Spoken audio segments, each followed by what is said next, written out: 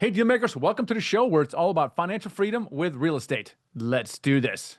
Today, we're talking with Ben Reinberg. He's built a $500 million real estate portfolio. He's been doing this for a little while. He got started when he was 23, and he bought a 100,000 square foot industrial when he was 23 years old and learned how to raise capital. We're going to dig into that, but we're also going to talk about the scaling and some of the lessons that he learned for scaling, and then some of the disciplines that he has developed over the years to make himself a better version of himself. And he's invested in a variety of commercial real estate. We talk about some of those asset classes, and I do, of course, ask him about his outlook for multifamily. So we're going to get into that in a second. You know, when I kind of talk about these disciplines that are developed, I think they're really important. Like, for example, for me, the biggest game changer that I started, I don't know, 12 years ago was A Miracle Morning, right, by Hal Elrod, and it really made a huge difference.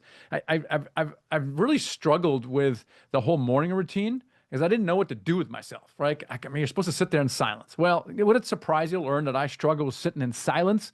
Holy moly, right? Or I'm supposed to journal. I don't really like journaling. I like typing on my laptop, but I want to take my laptop early in the morning, so I don't journal, right? So prayer, reading, all these things, right?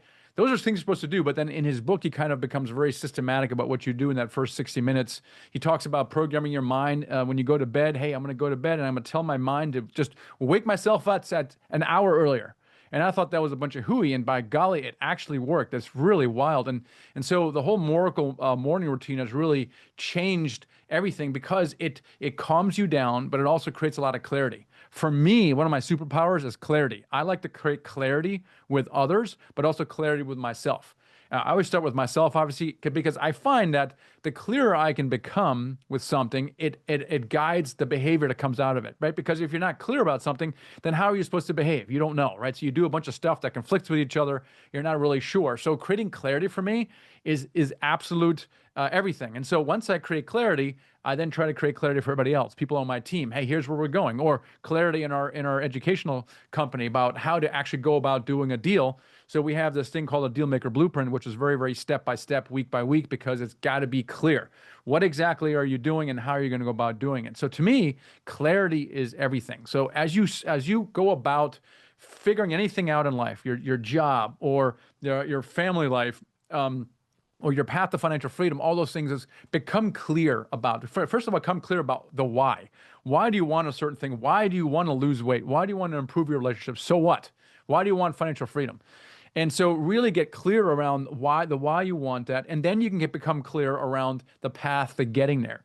And I struggled with this for years because I kind of felt like I was drifting along and wasn't really intentional about everything. And that kind of changed in my probably mid to late 30s. I started becoming much more intentional.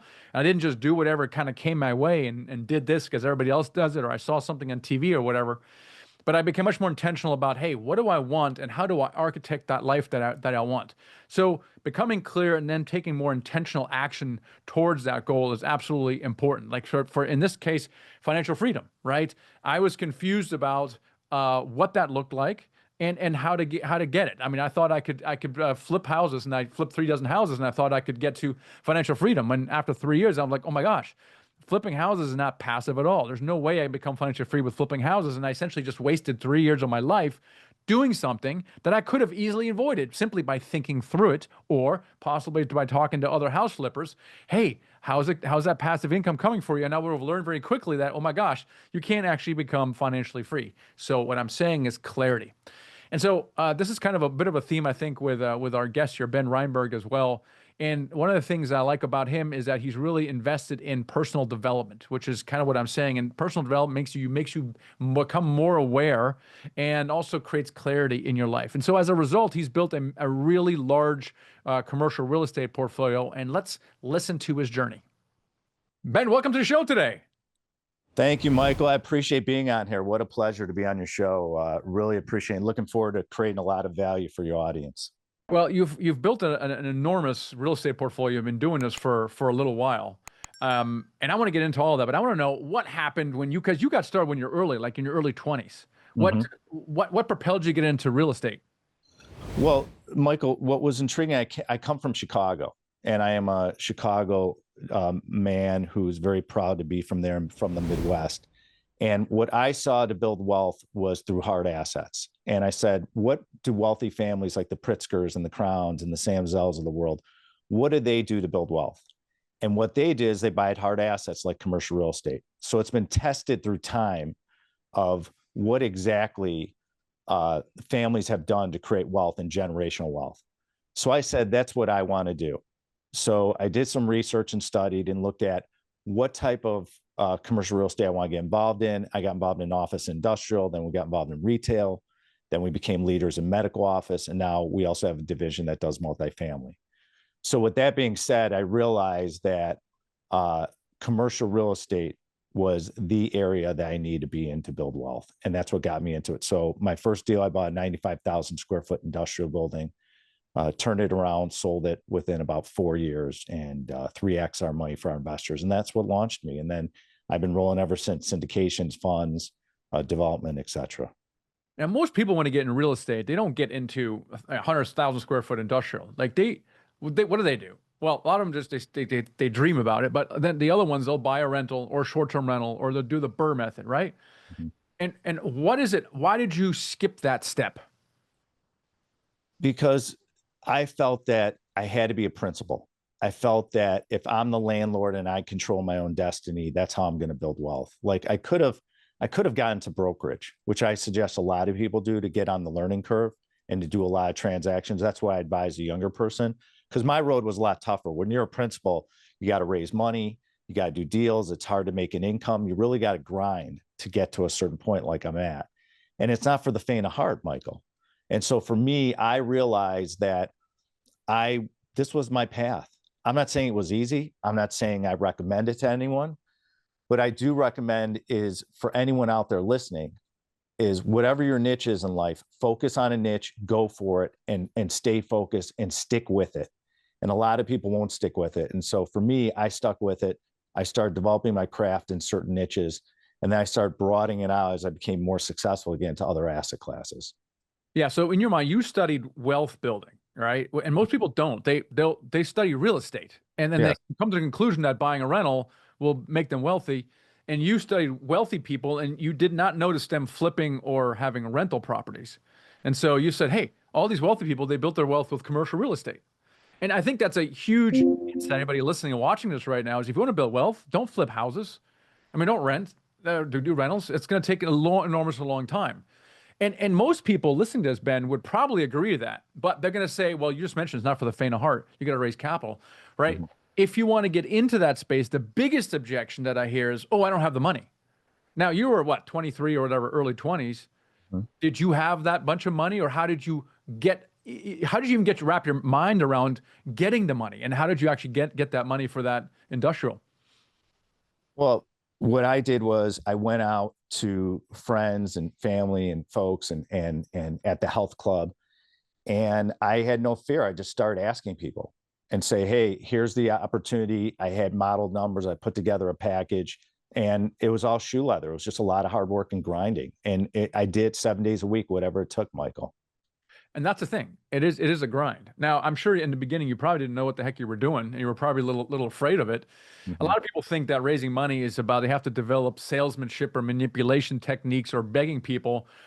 Now that you know, when you figured out how to raise capital, what is raising capital really like? Like in the real world, the kind that actually works. Well, raising capital is a lot of homework and due diligence on finding the right product that will attract capital, and then creating a track record that would be attractive and offering great returns. And so for us is a lot easier because we have a long-term track record. But when I first started, it's really about giving away a lot of the deal to the investor community and then getting them in, improving yourself, and then you could start expanding your equity position in these deals, which is what we've done.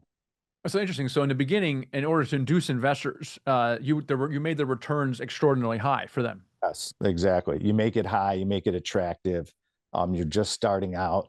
You give away the store. I say, maybe you're giving away 80 or 75% of the deal, whatever it may be, with certain structures. Maybe you're giving a high preferred return on top of that, like we did.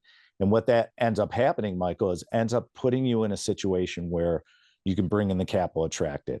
And so when you act with integrity and you show good numbers and you have a good team around you to build, it provides a lot of success. Now let's talk about that team here a second, because you said it helps to have track record. In the early days, you don't obviously, well, at 23, you didn't have a track record, right? So You said you induce investors by giving them maybe a higher preferred return, inducing them to take a chance on you. But you also mentioned a team. And again, I flipped 3 dozen houses, and there was this idea of a team wasn't even there. I mean, flipping houses to me is a lone wolf sport. Syndication, on the other hand, is completely the opposite. Now, talk about how the world of syndication and commercial real estate is a totally different game, specifically around team and, of course, raising money. But the team, why is that team so important if you try to do bigger real estate? Well, it's important because you got to leverage into other people's talents, and you really need a team to build in order to scale, to be able to start buying assets, because you need someone to handle asset management, property management, acquisitions, dispositions. There's so many aspects of commercial real estate, and you can't do it alone. You only have so much time, so you got to focus. It's like a niche. You got to focus on your niche, and that's why I always say. Yeah, it's like the book 10x is easier than 2x by Ben Hardy and Dan Sullivan, right? You're talking about when you're trying to 10x something. Let's say I'm flipping 5 houses a year. And Mhm. then you try to 10x it, and you're like, oh, I can't figure it out. Like you got to do something different. It's completely different. And Mhm. like comparing, I mean, again, people are always comparing it to single family house investing, right? 10 Mhm. rentals versus one 10-unit apartment building. Or Mhm. or let's get more extreme. One rental to buy and one 10-unit apartment building. What's Mhm. actually harder in the world of in a syndication? What would you argue? Is it harder to buy a 10-unit than a single family rental? No, I mean it depends on what your focus is and how much energy you're going to put into it. You could buy a 10-unit building compared to it. It just depends on how you're going to structure it. You need someone to help you with the loan. You know, it's all about the variables, Michael, because for example, if you're going to buy a 10 or 12 unit building compared to a single family home, you're going to say, okay, I might have to syndicate and bring in equity. That's a change. I might have to do different types of inspections and leverage into other talent. It's all about the effort and what you're willing to do. But if you could bring in the experience to help you, you could do that deal. And that's the thing. That's what I found is you bring in the experience that you didn't really need when you're buying a rental. Now you got to bring, well, gosh, SEC law. Well, I'm not going to learn SEC law. Well, I got to bring an SEC attorney. I didn't need that person for the rental. Right. And then we have the whole property management thing, which we can talk about. Right? For rental, most people self-manage. Versus Yeah. commercial real estate, you're just probably going to put a professional management in it. I think it's actually easier to buy commercial real estate in a syndication with a team than buying a bunch of rentals. Yeah. I mean, it's all about what your strategy is and what your end game is and what you're trying to do. So I'm not saying either strategy is wrong. I'm saying they have uh, different standards you need to adhere to be able to capitalize a deal and manage it. So it's about really time, where you want to spend your time, and what your interest level is. Well, now you got track record. It's a lot easier for people to take you seriously. But back in the day, you're 23 years old. You have no track record, and you look probably younger than you do now. How did you get people to take you seriously? How did you get investors to take you seriously? How did you get brokers to take you seriously? How did you get potential team members to take you seriously? How did you do that?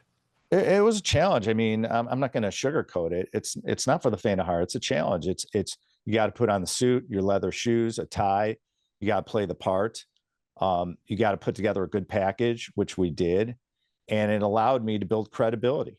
And I was also a CPA, so for me, it was a little bit easier. But it's work. You got to put in the work and the homework and explain the story to the investors why it's going to work and why they're going to be okay. You said a couple times you put together a package. Was this a live deal or was this some kind of fictitious deal when you say you put together? No, it was a live deal. It was a syndication. We put Okay. together the industrial building, explained returns, explained capital improvements, what we're going to do, et cetera, and then went out and raised the money. Oh, that must have been a little stressful. So you actually put this thing on a contract first, and then you went out to get the money. That's correct. How did that go? Well, we've been doing it our whole career, so I think we're pretty good at it by now. But it was always a struggle. I mean, I'm not going to sugarcoat it. It's not easy. Raising equity is a really grind, and you got to just go after it and do it. So the first deal I found most people it's always the hardest, right? Because you don't have that track record, and it is definitely a grind. But now, what happened after that first deal? What Mhm. what changed after you closed that first deal, if anything? Um, what changed was we realized how we had to learn how to manage properties and asset management, how to negotiate leases. We started seeing the different variables involved in commercial real estate that we had to master. So Yeah, you learn a lot of those things. So what are some of the things that you learned as you scaled to the portfolio half a billion dollars or more right now? What are some of the things that you learned as you scaled the company? What are your biggest takeaways over the years? I think to me that stands out with Ben is that at an early age, he skipped the whole single family house investing stuff. And the reason he was able to do that is because he studied wealth. I don't know why he did that, because when I was 23, I wasn't studying wealth. Okay, I was doing other things that normally 23-year-old people do. But what I'm saying is study wealth. How are people becoming wealthy? I think there's a study that I saw recently where 90% of millionaires did it with real estate, and the tiny 10% are what you hear about: the crypto, the tech, the professional sports, all that kind of stuff. But really, 90% quietly and boringly did it with real estate, right? So study wealth. And then within real estate, how do people really become wealthy? And to Ben's point, it's not flipping houses or rentals. Okay, it's commercial real estate. So if that's the case, then why are you trying to build wealth with single family houses or rentals? It makes no sense. And the only reason that people do that is because it's within their comfort zone. Okay, but that's a problem in itself, because as you know, no growth or very little growth happens in the comfort zone. You got to be in the growth zone, which is almost always right outside the comfort zone. So what can you do to expand your comfort zone? Right? People always think, oh, commercial real estate, multifamily. Well, that's such an advanced strategy. I remember when I was flipping houses and I had this 12 unit under contract in Washington, D.C., when I toured that thing, I was there for a day and I was like, looked up in this 3-level thing and I was completely overwhelmed by the size. There's only 12 units, but I was like, oh my gosh, this is a giant box. And by the time I got done with the tour, I was like, that box shrank down to the size of a single family house. And I've seen this with other students as well. They're like, their comfort zone ends at a duplex, and I have them tour a 20 unit. And when they come back on a 20 unit, like, oh my gosh, and my comfort zone has now expanded to at least a 10 unit. And so there are things you can do to expand your comfort zone. The other thing you can do is talk to other people who are more experienced, who routinely buy 50, 75, 100 unit apartment deals, and that you talk to them about your duplex comfort zone, like, come on, you can do a 10 or 20, it's not a problem. Let me help you. I can help you, and I can introduce you to some of my investors and stuff. I might even partner with you. Or you have a conversation like that, and you're like, oh my gosh, why am I only doing a duplex when I can get a 20 unit, right? If I have access to a network of people who can partner with me, who bring experience, they can co-sign the loan. If I find the deal, they can help me raise money. That's fantastic. And that's kind of what we try to do in our teaching, in our coaching program. We have built this network over the last 10 years where there's deal finders and capital raisers, right? So if you're a deal finder, you're out there finding deals, that's cool. You may not have the money, but then the capital raisers do. The capital raisers more naturally gravitate to raising capital. And so they have access to capital, but they have another problem. They don't have deal flow because they don't really like analyzing deals and talking to brokers. So we know who those students are in our program, and we put them together. For every deal finder, we put them in touch with 12 capital raisers. For every capital raiser, we put in touch with 12 deal finders. We almost always put them together in a joint venture. And this is really the power of syndication that Ben was highlighting, is the idea of raising capital, not only from investors, but also from joint venture partnerships, and then building a team around you, because you don't actually have to do everything yourself. That's the beauty of it. You actually have a team that does most of the heavy lifting. And so it really kind of removes the pressure of you having to do everything yourself, like with single family houses, you having to know everything else, you having to figure everything out yourself, you having to use your own resources to do something. It removes all that. To me, it's actually much more enjoyable. So if you want to learn more about getting into that, obviously continue to listen to the podcast, but the next step is always thefreedompodcast.com. You can obviously look at our other podcast episodes there, but you can learn about syndication in our Apartments 101 training. You can also book a call with us if you want to have a conversation about working with us in a mentorship capacity. That's thefreedompodcast.com. If you want to become a passive investor, definitely check out Ben as well. He's got a lot of cool stuff going on. Our investment company is called Nighthawk Equity. Same thing, thefreedompodcast.com. We have a training course on what it's like to invest passively in real estate syndications. And also, if you want to book a call with us on a Nighthawk side, we'd love to do that as well. So a variety of ways for you to learn more, take the next step, and or connect with us. So here's the Financial Freedom. Catch you next time.